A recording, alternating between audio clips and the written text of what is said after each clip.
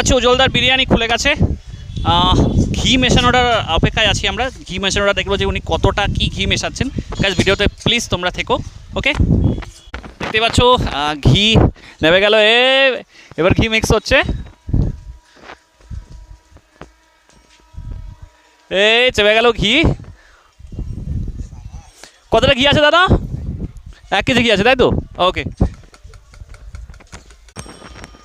Guys, আজকে এটা হচ্ছে উজ্জ্বলদার বিরিয়ানি। আর বিরিয়ানির যা ঘি মেশানো যেটা দেখালাম, সেটা এই ভিডিও শর্টসে তোমরা প্লিজ বলো আমাকে, কমেন্ট করে যে কেমন তোমাদের লাগলো। Okay, thank you so much.